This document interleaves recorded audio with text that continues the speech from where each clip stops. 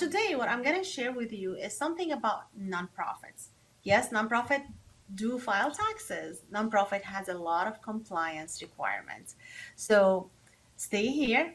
Whether you are looking to start a nonprofit or maybe you already have a nonprofit, I'm going to share a few things that will be very, very important for you. The reason why I wanted to talk about nonprofit today, because we have a deadline coming up soon, not too soon, but quite soon, like on May 15th.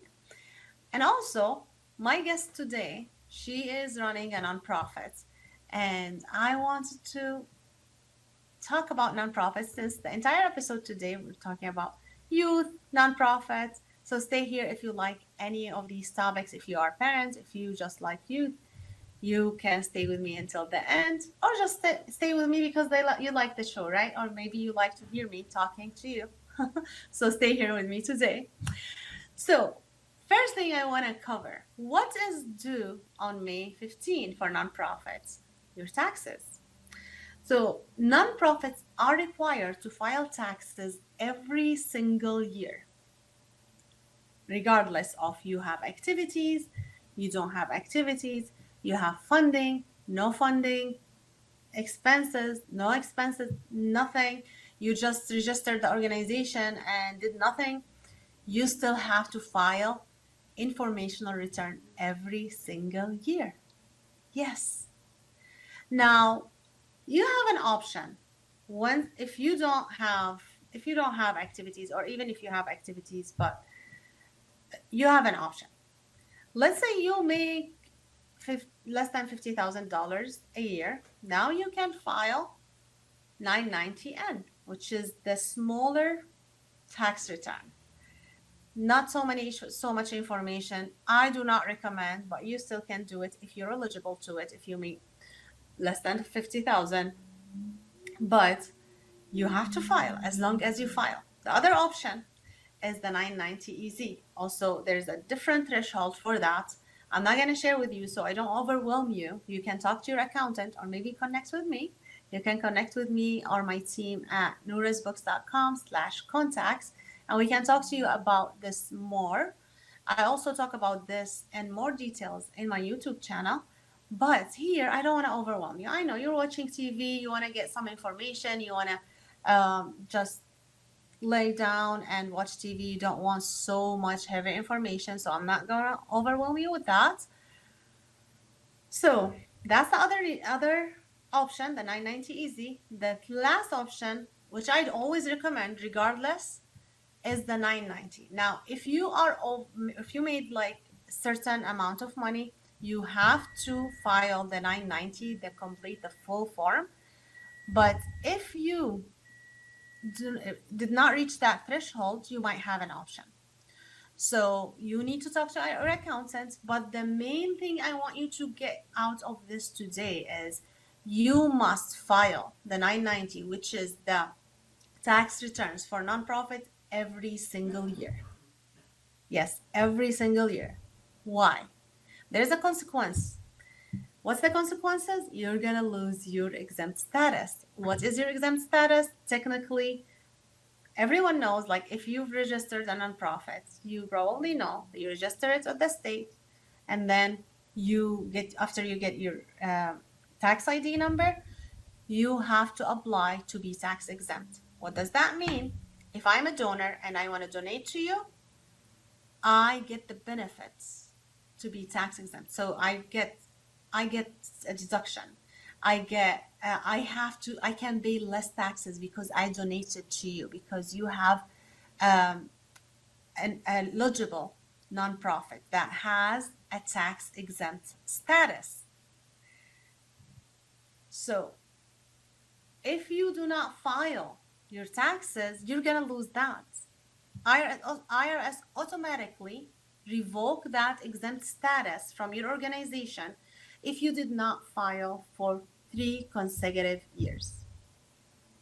So if you did not file for 3 consecutive years, you will lose your exempt status.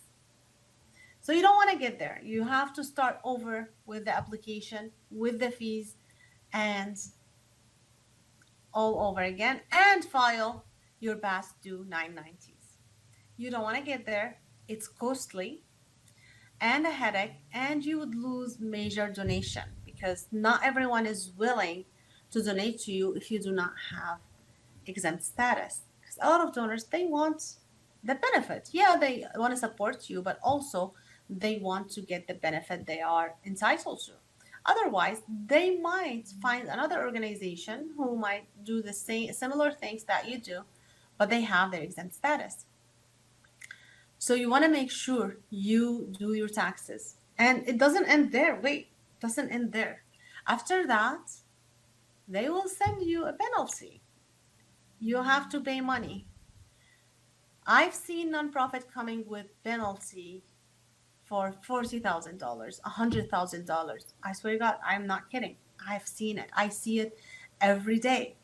It happens because there's no non-filing penalties. So you want to make sure you file your nonprofit taxes every single year. And yes, it's due on May 15. However, it's not early. You should start now. So if you did not start yet, start now. Connect with your tax professional. And if you do not have someone to help you, because I know a lot of tax professionals don't like working with nonprofit and don't like to do the 990, you can definitely connect with my team at noorasbooks.com/contacts, and we can definitely help you. We are the experts in that area.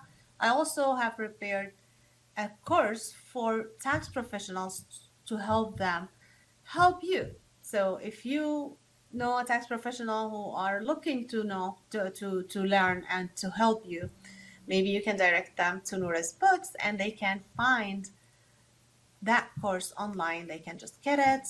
It's pre-recorded. They can study it at their base, and they want to make sure to get the information in order to protect you. So make sure when you work with a tax professional, that's someone who knows how to file the 990, because it's not similar to the personal return or business return. It's much more complicated. Let me tell you, IRS, if you go to the irs.gov, you will see an entire section for exempt organization. You're going to see it on the top right corner. Go there and check it out. A lot of information, overwhelming.